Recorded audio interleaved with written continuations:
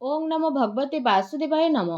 नमस्कार बंधुगण आपण मानक आम यूट्यूब चैनल को स्वागत। बंधुगण आज आम जाना 29 और 30 तारीखर राशिफल विषय कि ए दुई दिन आपणकर किपरि कटिबो, केउ प्रकार रे दुई दिन को आपण प्लानिंग करिवे, केउ सब जिनिस रे आपणको सावधानता अवलंबन करबा को पड़िबो, आपणकर लव लाइफ किपरि रहइबो, कैरियर किपरि रहिबो, बिजनेस किपरि रहिबो, व्यापार किपरि रहिबो एवं स्वास्थ्यर महत्वपूर्ण इनफॉरमेशन आमे आपण मानकु ए भिडियो रे डिटेल्स रे देबा पई जाउछु। आ भिडियो शेष रे आमे आपण मानकु किछि उपाय विषय रे मध्ये कहबू, जहा द्वारा आपण नुआ नुआ भिडियो रो नोटिफिकेशन को सर्वप्रथमे पाई परिबे। तो डेरी न करी आसंतु आमे जानिबा कि आपणको पई किपरि रहइबो आगामी ए दुई दिन रो स्थिति को आपण किपरि भाबरे प्लानिंग करिवे, केउ सब जिनिस रे आपणको प्रकृति रे लाभ मिलिबो, केउठी आपणको क्षतिर सामना करबा को पड़िबो, सबु किछि पूरा डिटेल्स रे कहबी। वीडियो बहुत गुरुत्वपूर्ण, तेणु लास्ट जाए देखंतु। आउ जदि चैनल रे नुआ आछंती तो चैनल को सब्सक्राइब करिनेबा सह पाखरे आसुतुवा बेल आइकन को मध्ये क्लिक करंतु, जहा द्वारा नुआ नुआ वीडियो रो नोटिफिकेशन आपणको सर्वप्रथमे मिलिबो। जदि कहबा ए दुई दिन विषय रे तो सर्वप्रथमे कहबा कि ए दिन रे आपणको पई कोन सतरे पॉजिटिव रहिबा पई जाउची। जदि विशेष भाबरे कहबा कि फ्रेंड्स ए दिन रे आपणकर उच्च स्तरीय अधिकारी सह संबंध बहुत भल हवा कारण बहुत भल पोजिशन आपको प्राप्त हेबार संभावना बनुची। बहुत भल धन लाभ प्राप्त हेबार मध्य आपणको पई विशेष संभावना बनुची। जदि आपण कौनसी काम करूछंती तो सेथिरे आपणको बहुत भल सफलता मध्य प्राप्त हेबो। एहा सहित जदि विशेष भाबरे कहबा आपणको ए दिन रे किछि नुआ अवसर मध्य मिलिबो। आउ से अवसर को नहीं आपण निज सपक्ष रे कहबा पई आपणको पाखरे पूरा ऊर्जा आउ सहन शक्ति मध्य रहिबो।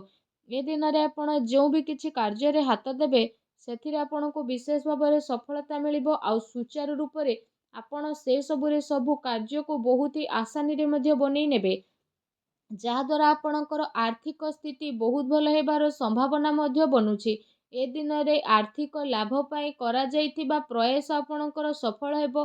ता सहित जदि कहबा आपण आपणकर ज्ञान को बढ़ेबा और लोकंक सह निजर विचार बांटिबारे आपण इच्छा प्रकाश करिवे। आपण जणे आउ जनक जरूरत को ध्यान रे रखिकी सामान्य ठारू अधिक विचारशील नजर आसीबे।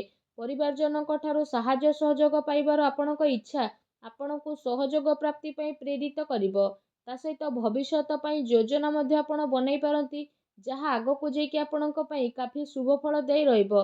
सत्ता सहित जड़ित लोकंकर भल संबंध मध्य बनी जीवो। धार्मिक एवं आध्यात्मिक कार्य रे आपणकर रुचि बढ़िबो। कारोबार रे बहुत भल लाभ मध्य आपण कमाई पारंती। प्रस्तुत करा जाइथिबा धनर फल आपणको मिलिबो। भाबी चिंती काम करंतु, अनुभवी लोकंकर परामर्श आदि अवश्य नियंतु, एहा आपणको पई फायदाबान रहिबो। आसंतु जानिबा ए दिन रे आपणको पई कोन नेगेटिव रहिबो। ए दिन रे गाड़ी एवं घरर किछि नुआ जिनिस आनिबा पई आपणकर टिके बाधा विघ्न आसी पारे। जदि आपण चाकरी करूथांती तो कैरियर को नहीं उत्थान पतनर स्थिति मध्य आपणको विशेष भाबरे देखिबा को मिलिबो, किंतु प्रयास करिबा द्वारा बहुत भल लाभ प्राप्तिर मध्य संभावना ए दिन रे बनु अछि। एहा सहित जदि आमे आपणको कहबू आपणको आपणको पारिवारिक सुख रे किछि कमी तो देखिबा को मिलिबो। ता सहित से सबु समस्या कारणरू विशेष भाबरे आपणकर मानसिक चिंता मध्य बढ़ी पारे, जहार विपरीत प्रभाव आपणको शरीर उपरे पड़िबो। शत्रु माने मध्य आपणको उपरे भारी हेबे। कौनसी प्रकारर विवाद जदि चालुथला तो सावधान हुंतु। जदि कौनसी प्रकारर कोर्ट मकद्दमा बा प्रॉपर्टी संबंधित कौनसी विवाद चालुथला तो अधिक प्रयास आदु करंतु नाही, अन्यथा स्थिति विपरीत दिगरे जाई पारे। एहा सहित चिंता और टेंशन रु दूरी कि रुहंतु।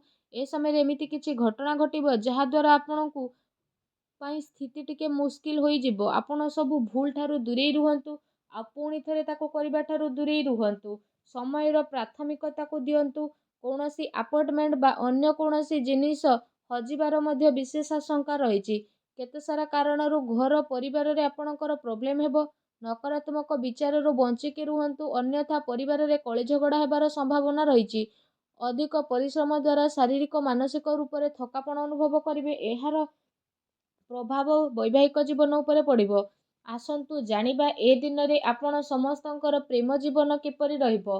प्रेम जीवन रे आपण आनंद उठाइबे। जदि आपण काहाकू प्रेम करूछंती तो ए समय रे तांको प्रपोज करि परिबे।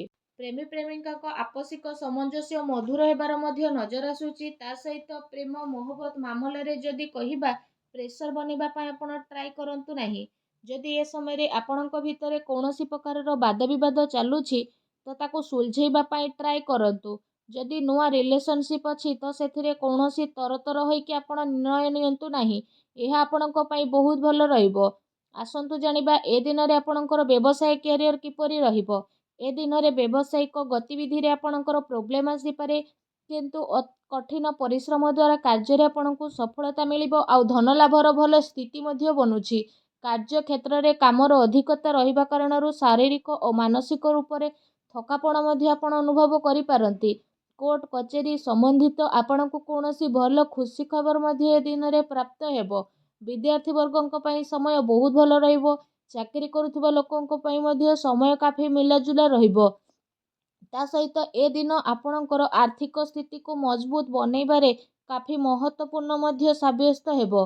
ଆଉ ଆପଣ ପାରିବାରିକ ସମ୍ପଦ ପ୍ରାପ୍ତ କରିବାରେ ସଫଳ ନଜର ମଧ୍ୟ ଆସିବେ, ଯାହାଦ୍ୱାରା ଆପଣଙ୍କୁ କାଫି ଖୁସିର ଅନୁଭବ ମଧ୍ୟ ହେବ।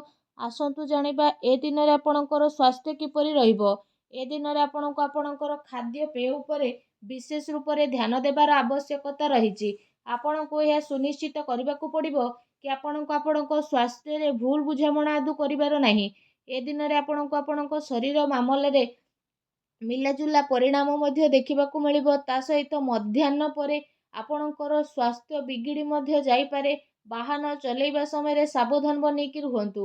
ନିଜର ଭୋଜନ ସାମଗ୍ରୀ ଉପରେ ଆପଣଙ୍କୁ ବିଶେଷ ରୂପରେ ଧ୍ୟାନ ଦେବାକୁ ପଡ଼ିବ। ଆଉ ସମୟ ବାହାର କରି ନିଜ ପାଇଁ ପ୍ରତିଦିନ ନିୟମିତ ରୂପରେ ଏକ୍ସରସାଇଜ କରନ୍ତୁ। ତେବେ ଆପଣ ନିଜକୁ ସୁସ୍ଥ ବନେଇବାରେ ସଫଳ ନଜର ଆସିବେ। ନିଜ ସ୍ୱାସ୍ଥ୍ୟକୁ ଆହୁରି ଅଧିକ ଭଲ କରିବା ପାଇଁ ପ୍ରତ୍ୟେକ ଦିନ ଯୋଗ କରନ୍ତୁ, ବ୍ୟାୟାମ କରନ୍ତୁ ଏବଂ ସୁସ୍ଥ ମଧ୍ୟ ଆପଣ ରୁହନ୍ତୁ। ଆସନ୍ତୁ ଜାଣିବା ଏ ଦିନରେ ଆପଣଙ୍କ ପାଇଁ କ'ଣ ବିଶେଷ ଉପାୟ ରହିଛି। ଯଦି ଉପାୟ ବିଷୟରେ କହିବା, ଆପଣ ସ୍ନାନ ଆଦି ବିଶେଷ ଭାବରେ କରିସାରିବା ପରେ ଗୋଟେ ସୂତାରେ 4ଟି ଲଙ୍କା ବାନ୍ଧନ୍ତୁ ଓ ତା ଉପରେ ଗୋଟେ ଲେମ୍ବୁ ବାନ୍ଧିକି ଆପଣ ତାକୁ ଘରର ମୁଖ୍ୟ ଦ୍ୱାରରେ ଟାଙ୍ଗି ଦିଅନ୍ତୁ। ଏହାଦ୍ୱାରା ଘରର ସବୁ ନକାରାତ୍ମକ ଶକ୍ତିର ବିନାଶ ଆଉ ଆପଣଙ୍କୁ ଆପଣଙ୍କ ଜୀବନରେ ଶୁଭ ଫଳ ପ୍ରାପ୍ତି ହେବ ଓ ଜୀବନର ପ୍ରତିଟି ସ୍ଥିତିରେ ଆପଣ ଆଗକୁ ମଧ୍ୟ ବଢ଼ିଯିବେ। ତା ସହିତ ବିଦ୍ୟାର୍ଥୀମାନଙ୍କ ପାଇଁ ଯଦି କିଛି ଟିପ୍ସ ବିଷୟରେ କହିବା, ବିଦ୍ୟାର୍ଥୀମାନେ ଘରୁ ବାହାରକୁ ଯାତ୍ରା କରୁଥିଲେ ମଥାରେ ଚନ୍ଦନ ଟିକା ବା କେଶରର ତିଳକ ଲଗାନ୍ତୁ। ସମୟ ଆପଣଙ୍କ ପାଇଁ ବହୁତ ଭଲ ରହିବ। ସର୍ବପ୍ରଥମେ ତ ଆପଣ ଆପଣଙ୍କ କ୍ରୋଧ ଉପରେ ନିୟନ୍ତ୍ରଣ ରଖନ୍ତୁ, କାରଣ ଯେମିତି ମୁଁ ସବୁ ଭିଡ଼ିଓରେ କୁହେ ଆପଣଙ୍କୁ କି କ୍ରୋଧ ଉପରେ ନିୟନ୍ତ୍ରଣ ରଖିଲେ ଆପଣଙ୍କୁ କେହି ବି ଆପଣଙ୍କ ଜୀବନରେ ହରାଇପାରିବେ ନାହିଁ। ତେଣୁ ଏ କଥାର ତ ବିଶେଷ ଭାବରେ ଧ୍ୟାନ ରଖନ୍ତୁ। ଆଶା କରୁଛି ଆଜିର ଭିଡ଼ିଓଟି ଆପଣଙ୍କୁ ଭଲ ଲାଗିଥିବ। ଯଦି ମୋର ଭିଡ଼ିଓଟି ଆପଣଙ୍କୁ ଭଲ ଲାଗିଥାଏ ତ ଭିଡ଼ିଓଟିକୁ ପ୍ଲିଜ୍ ଲାଇକ୍ କରିବେ। ଚ୍ୟାନେଲରେ ନୂଆ ଆସିଥିଲେ ଚ୍ୟାନେଲକୁ ସବସ୍କ୍ରାଇବ୍ କରିନେବା ସହ ପାଖରେ ଆସୁଥିବା ବେଲ୍ ଆଇକନକୁ ମଧ୍ୟ କ୍ଲିକ୍ କରିବେ। ଧନ୍ୟବାଦ।